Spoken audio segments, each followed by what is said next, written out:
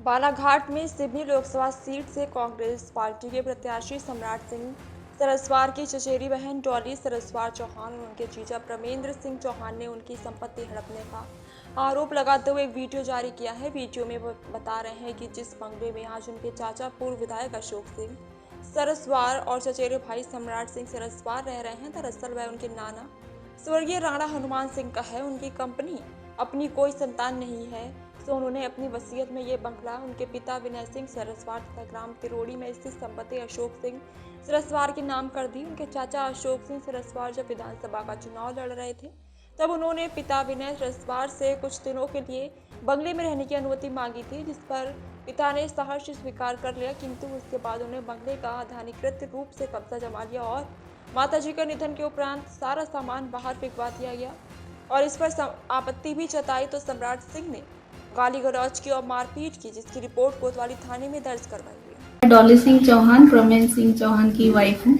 मेरे पिता विनय सिंह सरस्वार हैं। प्रथम राणा हनुमान सिंह जी की थी, जो मेरे ग्रैंडफादर थे। उन्होंने मेरे पिताजी को अपनाया था, उन्हीं के सारे वो काम करते थे, मेरे फादर विनय सरस्वार जी। तो हमारे जो ग्रैंडफादर थे राणा हनुमान सिंह जी, उन्होंने मेरे पापा को ये वसीयत से ये बालाघाट सर्किट हाउस रोड का जो बंगला है वो उन्होंने उनको वसीयत से लिखा था। गवाह में अशोक सरस्वार जी के गवाह हैं। और जब 2016 से मेरी मम्मी नहीं रही तो वहाँ हमारे मम्मी का बेडरूम था, मम्मी पापा का, तो उन लोगों ने वहां से सामान हटा के हमारे नक्सी के घर में सम्राट ने फेंकवा दिया था। फिर पापा हमारे विनय सरस्वार जी वो गए, उन्होंने उनसे प्यार से बात किया। फिर हम उनके नाम की नेम प्लेट थी, हमारे पिताजी के नाम की जो नेम प्लेट लगाया उन्होंने, नई नेम प्लेट, तो उसको उन्होंने रातों रात तोड़वा दिया सम्राट सरस्वार ने। और फिर हम प्रकाश चतुर्मोता जी हैं, उनके घर हम बैठे थे, तो वहां हम चाय वगैरह पी रहे थे, तो हमको किसी ने बताया कि कोई आपके घर में वहां तोड़ा ताड़ी कर रहा है। तो मैं और मेरे पिताजी गए। मेरे पापा ने बोला कि आपने नेम प्लेट क्यों तोड़वाई और सामान भी फेंकवा दिए, भैया ये आपको अच्छा नहीं लगता, आप ऐसा मत करिए। तो उन्होंने मेरे पापा के साथ बहुत अभद्र व्यवहार किया, धक्का दिया। तो मैंने बोला तो उन्होंने मेरे ऊपर हाथ उठाया, अशोक सरस्वार जी ने। जैसे ही उन्होंने हाथ उठाया तो मैंने घबरा गई मैं, और मैंने अपने हस्बैंड को फोन किया। तो भाग्य से ये रास्ते में थे तो ये स्पीड में आए। फिर प्रकाश चतुर्मोता जी भी आ गए, फिर मेरे मामा वगैरह सब आ गए वहाँ पे, छोटे मामा। एफआईआर लेने को तैयार नहीं हो रहे थे थाने वाले। हम लोग फिर अड़े कि अगर आप एफआईआर नहीं लेते हो तो उसका कारण बताइए कि एफआईआर क्यों नहीं ले रहे। तो कम से कम हमको आधा पौन घंटा जो कोतवाली थाना बालाघाट तो वहाँ इंतजार करना पड़ा। हम लोग हटे नहीं वहां से। फिर जब शायद थानेदार साहब को भी लगा हुआ कि नहीं इस मैटर सेंसिटिव है, फिर उन्होंने एफआईआर लिखी है। तो इनके नाम पे एफआईआर भी दर्ज है। वो हमारी हिना दीदी ने बहुत मदद की। हिना दीदी ने हमको फोन किया कि दीदी मैं आपके साथ हूँ। फिर हम लोग आए वापस, फिर हमने कंप्लेंट करी। तो फिर उसके बाद में उसमें भी फिर कहानी दूसरी हो गई कि न्यूज़पेपर में आया तो हमने तो निकलवाया नहीं था भाई। थाने से अपने आप न्यूज फ्लैश हुई और इतना मजबा जब जम गया था शाम के इंसिडेंट के बाद, तो हमारे ससुर साहब को फोन करके वो बोल रहे हैं कि तुमने अच्छा नहीं किया ये पेपर में निकलवा के। सम्राट हमको लग गया कि तुम लोगों ने हमारी एफआईआर न्यूज पेपर में कराए। हमने बोले हम बालाघाट आते नहीं, इतने सालों से हम जानते नहीं किसी को इतना। हमारे विनय सरस्वार जी जो मेरे पिता हैं, इन्हीं का मकान था। अशोक सरस्वार जी उनके भाई ने करके उनको आने जाने रहने दिए। ज्वाइंट फैमिली थी, वो भी रहते थे, हम भी रहते थे। परिवार एक था, बिजनेस एक था, सब एक था। जब से मेरी मम्मी चली गई तब से इनके मन में ऐसा पता नहीं क्या आया कि आप यहाँ नहीं रहेंगे, हम रहेंगे और ये मकान आप हमें दे दीजिए। कि सामने वाला जो रूम है एक, जो तो हमारे ससुर साहब ने इनको बोला ठीक है भाई, राजनीति आपको करनी है तो आप अपना आगे वाला कमरा ले लीजिए और जो भी ऑफिस चलाना है आपको चलाइए।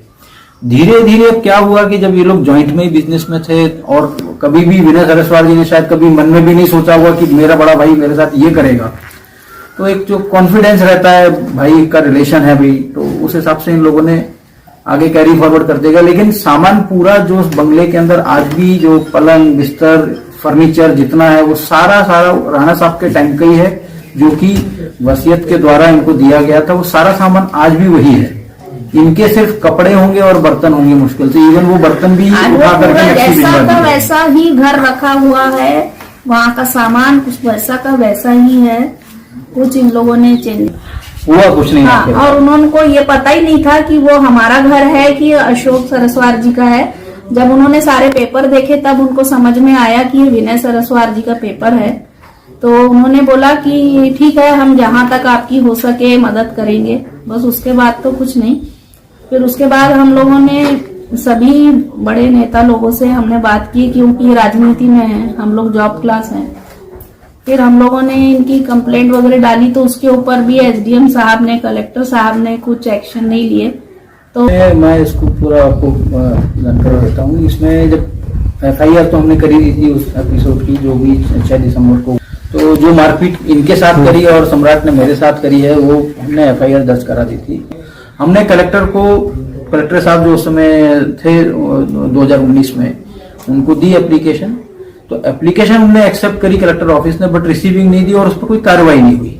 एज पर विल, जिसमें खुद अशोक सिंह सरस्वार जी गवाह हैं, वो विल के अकॉर्डिंग 94 में और ट्रांसफर हुआ है मकान, नामांतरण हुआ है। जो नगर पालिका का टैक्स है वो उनके नाम पे है, वो पूरा जमा कर रहे हैं, उसकी सारी रसीदें हैं हमारे पास।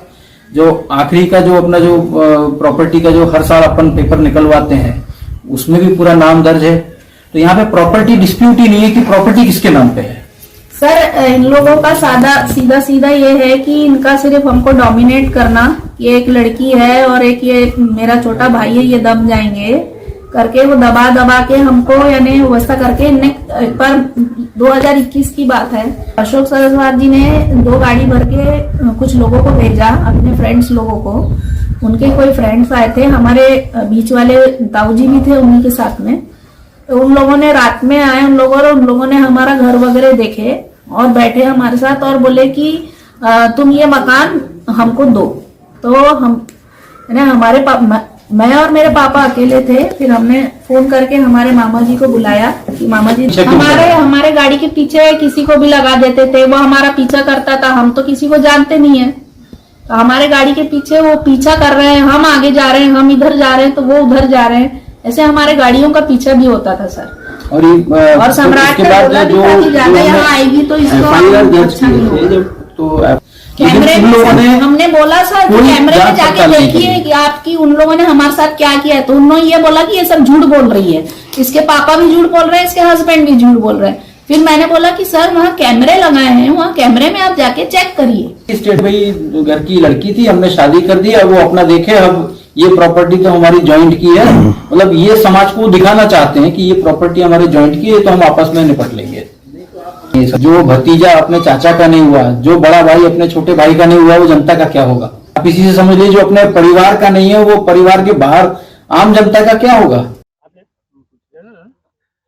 सम्राट सरस्वार की सिस्टर का एक वीडियो वायरल हो रहा है, जिसमें सम्राट सरस्वार ने उनकी प्रॉपर्टी पे कब्जा करना और उनके पिताजी को मारने की बात सामने आ रही है। उस बारे में देखिए, बहुत गलत काम किया है। ये अपनी भतीजी और सिस्टर, अशोक सरस्वार की भतीजी है वो, और सम्राट की सिस्टर है, बहन है। उनका जो घर, वो जो बंगला जहाँ से भी वो रह रहे हैं, जहाँ पे मेरे घर के सामने, वो बंगला दरअसल जो है विनय सरस्वार का, इनके छोटे भाई का। इनके नाना जो थे राणा हनुमान सिंह, उनके तो कोई संतान नहीं थी, तो इसलिए इन्होंने वो बंटवारा कर दिया था कि भाई दोनों के बीच में। सरस्वार को दिया तिरुड़ी की प्रॉपर्टी, इनको विनय को दे दिया यहाँ का घर। तो जब ये पहली बार चुनाव लड़ने आया तो इन्होंने बोला कि भाई मैं चुनाव लड़ रहा हूँ बालाघाट विधानसभा से, तो मेरे को यहाँ चुनाव लड़ने के लिए घर चाहिए। उन्होंने कहा दे दो, ले लो आप।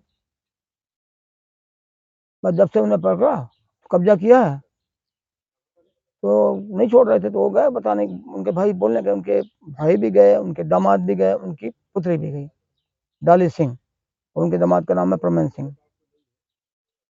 तो सम्राट सिंह ने और अशोक सरस्वार ने, दोनों ने उसको मारपीट की, गाली गलौज भी की, बहुत खराब। तो उनकी उन्होंने रिपोर्ट लिखाई है बालाघाट कोतवाली में। पुलिस ने रिपोर्ट तो लिख ली है, लेकिन उसके खिलाफ में आगे कार्रवाई नहीं कर रही है, दबाव में, प्रभाव में। क्योंकि अभी भाजपा की भी सरकार भी थी, तब भी वो दबाव था। गौरीशंकर प्रसेन तो इनका आदमी था, अशोक सरस्वार का और सम्राट सिंह का, इन्हीं का आदमी है वो। कौन दबा दिया मामले को? सम्राट सिंह तो रोज जा करके गौरीशंकर प्रसेन के पाँव पड़ता था, ठेका करते थे। तो डेंजरेज को जो ठेका है रोड का, वो ठेका 13 करोड़ का था, लेकिन गौरीशंकर की उसमें पार्टनरशिप थी। ठेका इनका, लेकिन पार्टनरशिप, तो रोज जाते थे वो। तो इसलिए गौरीशंकर ने इनकी मदद किया, थाने से केस को आगे नहीं बढ़ने दिया। भैया दानवीर की बात करते